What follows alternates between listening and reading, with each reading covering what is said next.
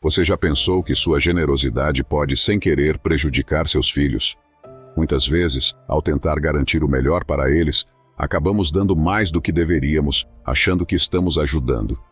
Mas e se eu te dissesse que há coisas que você nunca deveria dar, mesmo com boas intenções? Neste vídeo, vamos explicar, com base na filosofia estoica, 8 coisas que você nunca deve dar para seus filhos. Dar tudo de mão beijada para seus filhos pode impedir que eles cresçam e aprendam sozinhos. Ao fazer tudo por eles, você pode criar uma dependência, impedindo que enfrentem seus próprios desafios. Embora sua intenção seja boa, isso pode afastá-los da autonomia que precisam para evoluir. A verdadeira ajuda é dar apoio e as ferramentas certas, permitindo que aprendam com os próprios erros e cresçam por conta própria. Como disse Epicteto, as dificuldades e adversidades moldam nosso caráter. Ao deixá-los enfrentar desafios, você os prepara para serem mais fortes e independentes no futuro. E antes de começarmos, se você gosta desse tipo de reflexão, se inscreva no canal, deixe seu like e ative as notificações para não perder nenhum vídeo. 1. Tentar resolver tudo pelos seus filhos. Ajudar demais, especialmente nossos filhos, pode parecer um gesto de amor e proteção, mas com o tempo pode acabar causando mais mal do que bem. Esse comportamento é chamado de helicóptero parental, quando os pais estão sempre prontos para intervir e resolver qualquer problema que apareça na vida dos filhos. Mesmo que a intenção seja boa, o efeito pode ser negativo. Imagine uma academia. Se o personal trainer levantasse os pesos por você, em vez de ensiná-lo, seus músculos não iriam se desenvolver. Da mesma forma, ao resolver todos os problemas dos filhos, impedimos que eles desenvolvam habilidades essenciais para enfrentar desafios e lidar com suas próprias emoções. O crescimento, tanto moral quanto emocional, exige esforço, e solucionar tudo por eles tira essa oportunidade. Um estudo da Universidade de Stanford mostrou que jovens cujas dificuldades sempre foram resolvidas pelos outros têm mais dificuldade em tomar decisões e lidar com frustrações. Eles crescem acreditando que sempre haverá alguém para consertar as coisas, o que os torna inseguros e dependentes. Muitas vezes, a superproteção parece uma demonstração de amor, mas na verdade é movida pelo medo. Medo de que os filhos sofram, fracassem ou enfrentem dificuldades. Mas o fracasso e os obstáculos são partes essenciais do aprendizado e da vida. Se não permitirmos que eles passem por isso, estaremos tirando a chance de desenvolverem resiliência. A solução está em encontrar um equilíbrio. Como disse Khalil Gibran, seus filhos não são seus filhos, eles são filhos e filhas da vida. Nosso papel é apoiar, orientar e dar espaço para que tomem suas próprias decisões e aprendam com os erros. É como ensinar a nadar. No início, oferecemos apoio, mas em algum momento, eles precisam soltar a borda e tentar sozinhos. Pode ser que engulam um pouco de água, mas é assim que se aprende a nadar de verdade. Quando permitimos que nossos filhos ou outras pessoas enfrentem seus próprios desafios, estamos dando a eles a chance de crescer e se tornarem mais fortes. Em vez de interferir o tempo todo, podemos celebrar suas pequenas conquistas e incentivar a independência. Cada vitória, por menor que seja, constrói confiança e autonomia. A verdadeira independência não vem de ter alguém sempre por perto para resolver tudo, mas de enfrentar desafios, errar, aprender e seguir em frente. É esse processo que torna as pessoas mais fortes, resilientes e preparadas para os desafios da vida. 2. Dinheiro fácil não ensina o verdadeiro valor. Doar dinheiro sem limites pode transformar boas intenções em problemas. Quando damos grandes quantias sem pensar nas consequências, podemos acabar prejudicando mais do que ajudando. Isso é tão comum que já tem um nome: Síndrome do herdeiro rico. Basicamente, pesquisas mostram que em muitas famílias ricas, a fortuna desaparece com o tempo. 70% das riquezas somem na segunda geração e 90% na terceira. Ou seja, o avô constrói, o filho aproveita e o neto destrói. Mas por quê? Porque quando o dinheiro é fácil, a pessoa não aprende a lidar com desafios e a crescer. É como alguém que sempre recebe as respostas de uma prova sem estudar. Pode parecer uma vantagem no início, Mas com o tempo, essa pessoa não desenvolverá habilidades importantes, nem o valor do esforço. Quando surgirem problemas reais, ela não saberá como resolvê-los. Com o dinheiro acontece o mesmo. Ele oferece soluções rápidas, mas não ensina lições fundamentais como resiliência, esforço e crescimento pessoal. Como disse Benjamin Franklin, aquilo que conseguimos sem esforço, valorizamos menos. As coisas que custam mais trabalho são as que mais apreciamos. Quando damos tudo de mão beijada, privamos a pessoa da oportunidade de aprender e valorizar suas conquistas. Quando o dinheiro é visto como a solução para tudo, cria-se uma dependência perigosa e a pessoa começa a acreditar que ele é a resposta para todos os problemas. Isso elimina a necessidade de enfrentar desafios, o que, aos poucos, leva à perda de propósito e de motivação para evoluir. Com o tempo, isso pode gerar um vazio interior, pois o dinheiro por si só não traz satisfação duradoura e não compra a paz de espírito. Felizmente, existem maneiras melhores de ajudar. Em vez de doar grandes quantias, podemos ensinar educação financeira, apoiar projetos ou incentivar a pessoa a criar suas próprias soluções. Assim, além de oferecer suporte, você ensina algo valioso para a vida toda. Sêneca, o filósofo estoico, já dizia: não é o homem que tem, mas o que deseja mais, que é pobre. Ter tudo, mas perder o propósito, é a verdadeira pobreza. Antes de dar um grande presente financeiro, pense: estou ajudando essa pessoa a crescer? Ou, sem querer, estou tirando sua motivação e capacidade de se desenvolver? O verdadeiro presente não é o dinheiro, mas a autonomia e o conhecimento para criar e multiplicar a própria riqueza.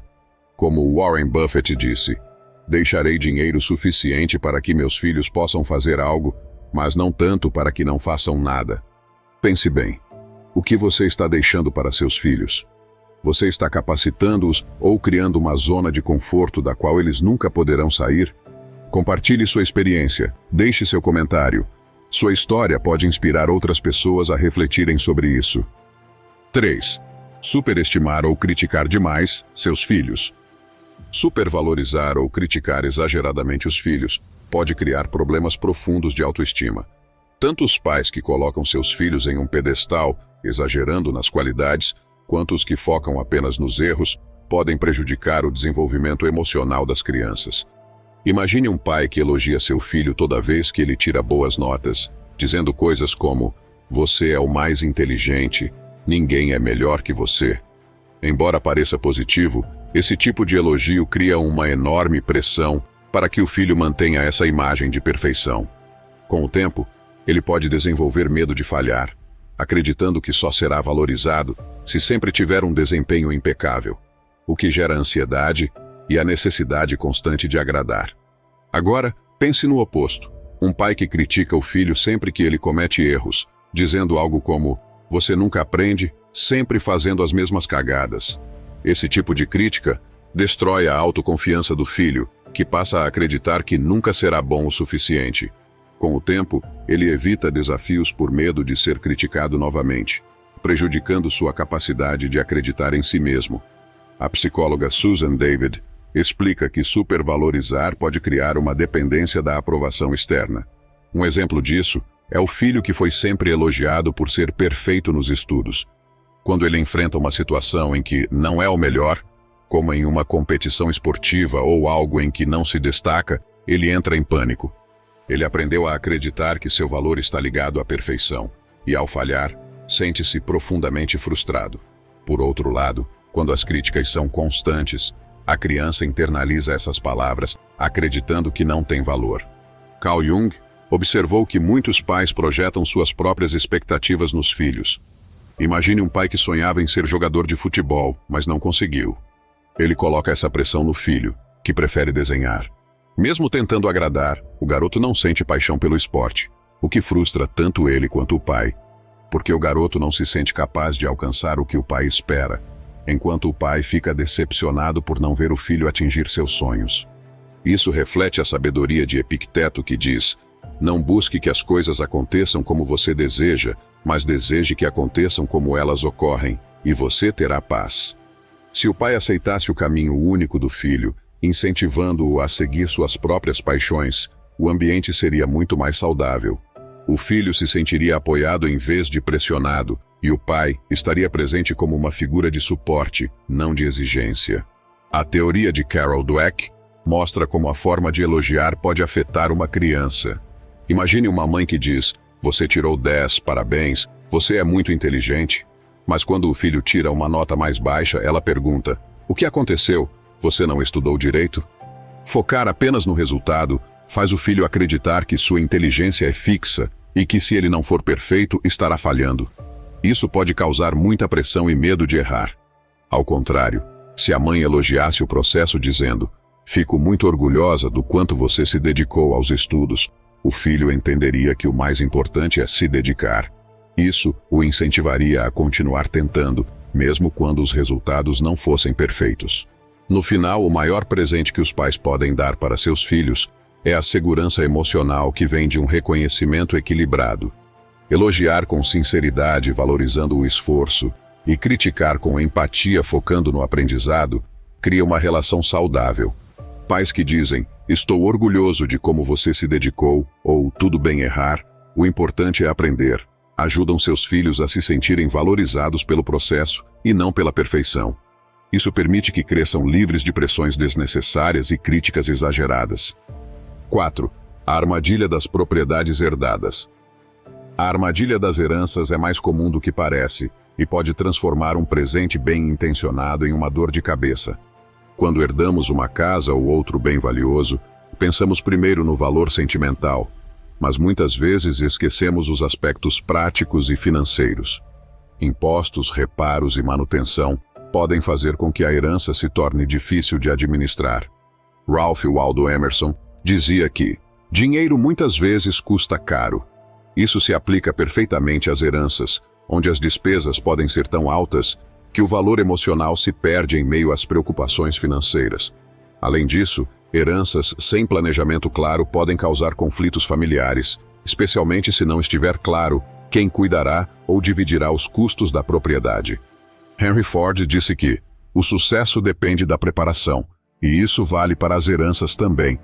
É importante verificar se quem vai receber está preparado para lidar com todas as responsabilidades que vêm junto. Do contrário, o que era para ser um presente pode se transformar em um fardo. A solução para evitar esses problemas está no planejamento e na comunicação. Discutir o futuro da propriedade com o herdeiro pode evitar surpresas. Às vezes, vender a propriedade e dividir os lucros ou criar um fundo para cobrir as despesas de manutenção podem ser opções mais práticas. O importante é ter um diálogo aberto e garantir que todos estejam de acordo sobre o que fazer com o bem herdado. O economista Adam Smith disse: "O verdadeiro valor de um homem não está no que ele possui, mas no que ele é capaz de realizar." Às vezes, o verdadeiro presente não é a herança em si, mas a liberdade de decidir como lidar com ela, sem que isso vire um peso na vida de quem a recebe. 5. O perigo de dar conselhos sem ser pedido. O desejo de ajudar, especialmente dentro da família, pode nos levar a cair na armadilha de oferecer conselhos sem que eles sejam pedidos. Apesar das boas intenções, esse hábito passa a impressão de que não confiamos na capacidade da outra pessoa de resolver suas próprias questões. O resultado? Desconforto, ressentimento e, em alguns casos, até um afastamento emocional. A psicóloga Patrícia Lopes, especialista em relações familiares, explica que dar conselho sem ser solicitado pode ser contraproducente, pois transmite uma sensação de controle em vez de apoio. Quando oferecemos soluções sem ser convidados, podemos minar a autoconfiança de quem recebe esses conselhos, fazendo com que a pessoa se sinta desvalorizada ou incapaz de tomar decisões por conta própria. Essa atitude, mesmo bem intencionada, pode prejudicar as relações familiares, especialmente entre pais e filhos. Em vez de incentivar a autonomia, esse comportamento pode sufocar a confiança e a independência. Um estudo da Universidade de Stanford revelou que adolescentes cujos pais incentivam sua autonomia emocional constroem relacionamentos mais fortes e saudáveis com a família. Deixar que as pessoas tomem suas próprias decisões sem interferir diretamente é essencial para fortalecer os laços familiares a longo prazo. Então, Como evitar essa armadilha de querer resolver tudo? O segredo está em encontrar o equilíbrio entre oferecer apoio e respeitar a capacidade do outro de tomar decisões. Ouvir sem julgar é uma habilidade crucial nesse contexto. Em vez de pular direto para a solução, o ideal é fazer perguntas abertas, como: como você se sente em relação a isso? Ou: o que você acha que seria melhor para você? Esse tipo de diálogo fortalece a confiança e a conexão emocional, além de demonstrar respeito pela autonomia do outro. O filósofo Epicteto nos ensina que não são as coisas em si que nos perturbam, mas o julgamento que fazemos sobre elas. Aplicar essa sabedoria significa que, ao ouvir os problemas dos outros, devemos resistir à vontade de consertar tudo e apenas estar presentes. Às vezes, como disse Jerry Seinfeld, o melhor conselho é não dar conselho nenhum. Portanto, em vez de oferecer todas as respostas, o que nossos entes queridos realmente precisam é de um ouvido atento e um ombro amigo, sem pressão. O resultado são conversas mais profundas e significativas, baseadas no respeito mútuo e na compreensão. Se você acredita que esse conteúdo pode ajudar mais pessoas a melhorar suas relações familiares, compartilhe este vídeo. E não se esqueça de deixar seu like, se inscrever no canal e ativar as notificações para mais reflexões como essa. 6. Fazer comparações o tempo todo. Comparar os filhos pode parecer algo pequeno, mas tem um impacto muito maior do que imaginamos. Comentários como: por que você não faz como seu irmão? Ou: sua irmã já fazia isso e você ainda não? Podem criar rachaduras invisíveis no relacionamento entre os irmãos. Com o tempo, essas comparações acumulam-se como pedras, erguendo um muro emocional que gera competição e ressentimentos que podem durar anos. Muitos pais acham que estão sendo justos ao dar o mesmo amor e atenção a todos os filhos, mas ao comparar, mesmo que de forma sutil, acabam encorajando a rivalidade e semeando insegurança. Cada criança tem um ritmo próprio de desenvolvimento, suas habilidades únicas e desafios individuais. Colocá-las em uma situação de comparação mútua não apenas mina a confiança, mas também ameaça a relação entre os irmãos. O impacto dessas palavras é muitas vezes subestimado. Carl Rogers, um famoso psicólogo, dizia que para uma criança crescer de forma saudável, ela precisa ser reconhecida como única. Comparar, ao invés de ajudar, destrói essa individualidade e pode deixar marcas emocionais profundas. Como bem observou a doutora Patrícia Lopes, especialista em psicologia familiar, ao dizer: comparações contínuas criam um senso de inadequação que pode durar por toda a vida. Quando os pais reconhecem genuinamente as qualidades únicas de cada filho, eles alimentam a autoconfiança e a saúde emocional dessas crianças. Um estudo realizado pela Universidade de Stanford comprovou que crianças que crescem sendo constantemente comparadas com seus irmãos tendem a desenvolver maiores níveis de ansiedade e baixa autoestima. Essas comparações agem como tijolos que erguem uma barreira emocional, afetando profundamente como cada criança se vê e se relaciona com os outros ao longo da vida. O impacto é claro: a rivalidade, quando fomentada desde cedo, compromete o senso de valor pessoal. Os pais podem evitar esses danos adotando uma abordagem mais consciente. Ao invés de comparar, é essencial valorizar as conquistas individuais de cada filho. Elogios personalizados como: estou muito orgulhoso de sua dedicação com os estudos, ou sua criatividade é algo admirável, são formas simples e poderosas de destacar as qualidades de cada um sem criar rivalidade. Com essa mudança de postura, as feridas emocionais começam a cicatrizar e o ambiente familiar se torna mais leve e acolhedor. Marco Aurélio, em suas meditações, nos lembra que cada pessoa segue seu próprio caminho. Essa sabedoria estoica pode ser facilmente aplicada na criação dos filhos. Respeitar a individualidade de cada filho fortalece a autoestima e cultiva a harmonia. Assim como cada flor floresce em seu tempo, os filhos também precisam de cuidados únicos para se desenvolverem plenamente. Se olharmos para nossas mãos, veremos que cada dedo tem um formato e uma função diferente, mas todos são importantes. Do mesmo jeito, valorizar as qualidades únicas de cada filho aumenta sua confiança e cria uma família mais unida e saudável. 7. Ter expectativas irrealistas. Expectativas excessivas podem se tornar uma armadilha perigosa nas relações familiares. Elas funcionam como cordas invisíveis, que, quando apertadas demais, limitam a liberdade dos filhos de traçarem seus próprios caminhos. Quando projetamos nossos sonhos sobre eles, podemos afastá-los de suas verdadeiras paixões. Um exemplo claro é o de um pai que insiste para que seu filho seja advogado, quando o verdadeiro desejo do jovem é ser designer gráfico. Cada vez que ele não atinge a expectativa do pai, sente-se como se estivesse falhando, mesmo sem ter escolhido esse caminho. O renomado psicólogo Carl Jung afirmou que o sapato que cabe bem em uma pessoa pode ser apertado para outra. Essa frase ilustra perfeitamente como o que desejamos para nossos filhos pode não ser o melhor caminho para eles. Pesquisas da Associação Americana de Psicologia, a APA, mostram que crianças pressionadas por expectativas irreais dos pais têm mais chance de desenvolver ansiedade, estresse e depressão. É como pedir que alguém escale o Everest de chinelos, uma tarefa que parece impossível e é prejudicial. As pressões para atender a esses sonhos podem ter consequências emocionais graves. Outro perigo é quando os pais tentam realizar seus sonhos frustrados através dos filhos. Isso cria uma montanha-russa emocional, onde a frustração aparece sempre que as expectativas não são atingidas. Como sugere Angela Duckworth em seu livro Mindest, a verdadeira satisfação vem da paixão e persistência pelos próprios objetivos. Mas como nossos filhos podem encontrar suas paixões se estão ocupados tentando realizar os sonhos dos pais? O educador John Dewey dizia: a educação não é uma preparação para a vida, é a própria vida. Aplicar essa ideia à criação dos filhos significa permitir que eles descubram seus talentos e façam suas próprias escolhas. Apoiar, em vez de traçar um caminho fixo, fortalece o vínculo familiar e incentiva seu crescimento pessoal. Dar para os filhos uma bússola, em vez de um mapa para um tesouro que eles não buscam, é uma maneira de ajudá-los a florescer de acordo com seus próprios desejos e talentos.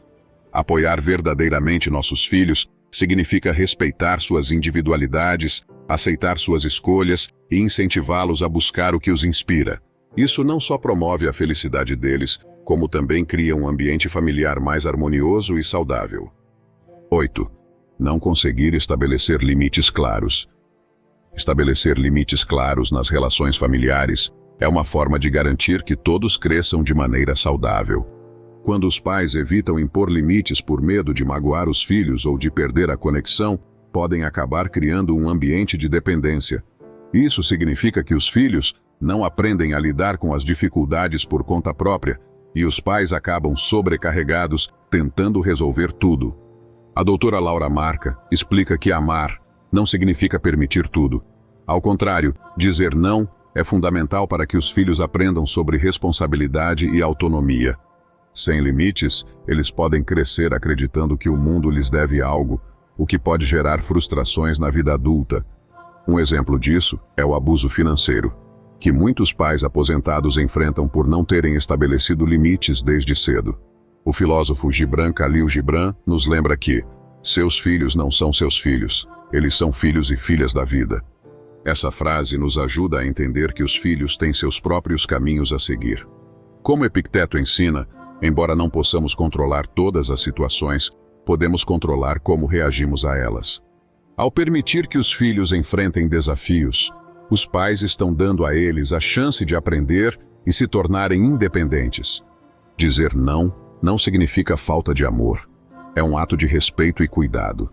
O verdadeiro amor está em equilibrar apoio com espaço para que os filhos cresçam. O psicólogo Viktor Frankl diz que, quando não podemos mudar uma situação, precisamos mudar a nós mesmos. Na criação dos filhos, isso significa que, ao estabelecer limites, os pais estão preparando-os para a vida. No final, o maior presente que os pais podem dar não é fazer tudo pelos filhos, mas confiar nas capacidades deles. Essa confiança os prepara para enfrentar o mundo de maneira confiante e independente, criando uma relação mais equilibrada e saudável entre pais e filhos. Agora comente qual desses pontos mais chamou sua atenção. E obrigado por sempre estar aqui.